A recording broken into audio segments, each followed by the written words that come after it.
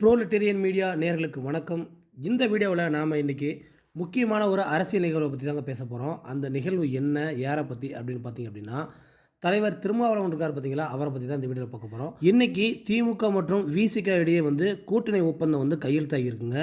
இந்த நாடாளுமன்ற தேர்தலில் விசிகாவுக்கு 2 தொகுதிகளை ஒதுக்கியிருக்காங்களாம். அதில் விழுப்புரம், சிதம்பரமும், அதாவது 2019 என்னென்ன உடன்படிக்கையெல்லாம் ஏற்படுத்தப்பட்டதோ திமுகவுக்கும் விசிகாவுக்கும் அதே தொகுதி தான், அதே பெட்டி தானான்னு சொல்லி என்னன்னு தெரியல. ஆனால் கண்டிப்பாக அதுக்கான வாய்ப்புகள் நிறைய இருக்குது. ஏன்னா ஏற்கனவே போன தேர்தலில் திமுக கூட்டணி கட்சிக்கு ஏகப்பட்ட பணங்களை கொடுத்தாங்க அப்படின்றது உங்களுக்கு நல்லாவே தெரியும். அது மட்டும் இல்லாமல் திருமாவளவர்கள் ஒரு பேட்டியில் கலந்து கொள்ளும்போது என்ன சொல்லியிருந்தார் பார்த்தீங்க அப்படின்னா, திமுக அவங்களுடைய கூட்டணி கட்சி ஜெயிக்கணும் அப்படின்றதுக்காக ஏகப்பட்ட பணத்தை செலவு பண்ணியிருக்கலாம், அதை நான் மறுத்து பேச முடியாது அப்படின்னு சொல்லி ஒரு இன்டர்வியூவில் பேசியிருந்தார். அது உங்கள் எல்லாத்துக்குமே நல்லாவே தெரியும். இப்போவும் இந்த தேர்தலையும் திருமாவளவன் அவர்கள் எதிர்பார்த்த அளவுக்கு தொகுதிகள் அந்த உடன்படிக்கை ஏற்படலை அப்படின்னு தான் சொல்லணும். ஏன்னா கிட்டத்தட்ட விசிகா 4 தொகுதிகளை திமுகவிட்ட கேட்டிருந்தாங்க.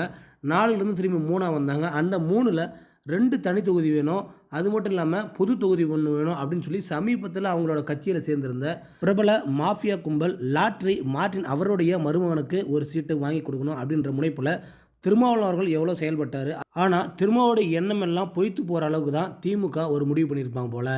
உன்னுடைய பேரம் எங்கள்கிட்டே உன்னுடைய பேரத்தை நடத்தி நீ 4 சீட்டு 3 சீட்டு வாங்கலாம்னு நினச்சியா? 2 சீட்டு தனி தொகுதியில் நின்று நீ இன்றைக்கி ஒரு பொது தொகுதியை வாங்கி அதை லாட்ரி கும்பலுக்கு அந்த சீட்டை கொடுத்து அதன் மூலயமா ஏதாவது காசு பார்க்கலான்னு நினைக்கிறேன்றத மனசில் நினச்சிருப்பாங்க போல். அப்படியெல்லாம் நினச்சி தான் அதாவது அடங்குமாறு அத்துமீறு அப்படின்னு பேசியிருந்த திருமாவளவன் அவர்களை திமுக இன்றைக்கி 2 சீட்டிலேயே அவங்கள அடக்கி வச்சுருக்காங்க அப்படின்னு சொல்லணும். அதாவது திருமாவளவன் அவர்களுடைய பலமும் அவர்களுடைய பேர வலிமையும் இது மட்டும்தான். அதாவது 2 சீட்டுக்கு மேலே ஒன்றால் ஒரு சீட்டை கூட எங்கள்கிட்ட வாங்க முடியாது அப்படின்றத திமுக பளிச்சுன்னு பட்டவர்த்தமாக சொல்லி முடித்து அவங்களுடைய காரியத்தை சாதிச்சுக்கிட்டாங்க.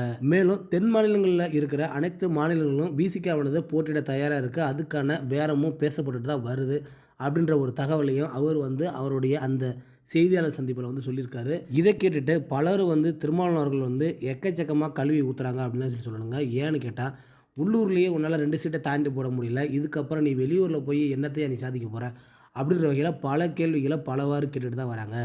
மேலும் அது மட்டும் இல்லாமல் எவ்வளவு தான் நீ வாய்க்கிலேயே பேசினாலும் விழுப்புரம், சிதம்பரம் இந்த தொகுதியை தாண்டி, அதாவது தனி தொகுதிகளை தாண்டி உன்னால் ஒன்றுத்தையும் செய்ய முடியாது, நீ எதுக்கும் லாக்கி கிடையாது அப்படின்ற வகையிலையும் பல விமர்சனங்கள் வந்துக்கிட்டு தான் இருக்குது.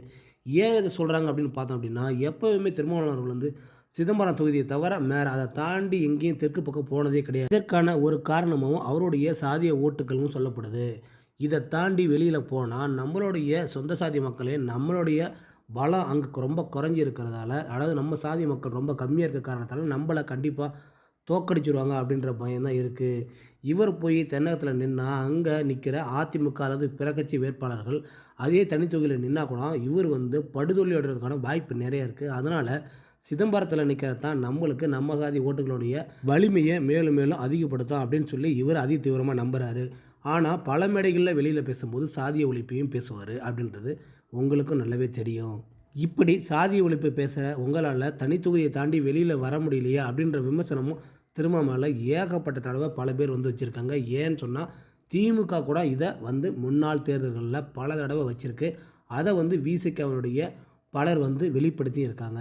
இந்த தடவை திருமாவளவன் அவர்கள் சிதம்பரத்தில் நின்று அந்த சிதம்பரத்திலேயே பாமகவும் போட்டிட்டால் நிச்சயமாக திருமாவளவர்கள் மண்ணை கவர்றது நிச்சயம் அப்படின்ற பல செய்திகள் பல செய்தி ஊடகங்களில் வந்துட்டு தாங்க இருக்குது. அதை நீங்கள் பார்த்துருப்பீங்க. நிச்சயமாக நாம் என்ன சொல்ல முடியும் பார்த்தீங்கன்னா, பாமக திருமாவளவனை எதிர்க்காத வரைக்கும் தான் திருமாவளவன் அவர்கள் நல்ல சேஃபான ஜோனில் நின்று விளையாடலாம். ஆனால் பாமக என்றைக்கு நம்ம திருமாவளவனை எதிர்த்து களமாடலான்னு சொல்லி இறங்கினாங்க அப்படின்னா திருமாவளவனால் நிச்சயமாக தாக்கு பிடிக்கிறது ரொம்ப கஷ்டம், அதுவும் சிதம்பரத்தில் ரொம்பவே கஷ்டம் அப்படின்னு சொல்லி இந்த வீடியோவை நம்ம முடிச்சுக்கிறோம்.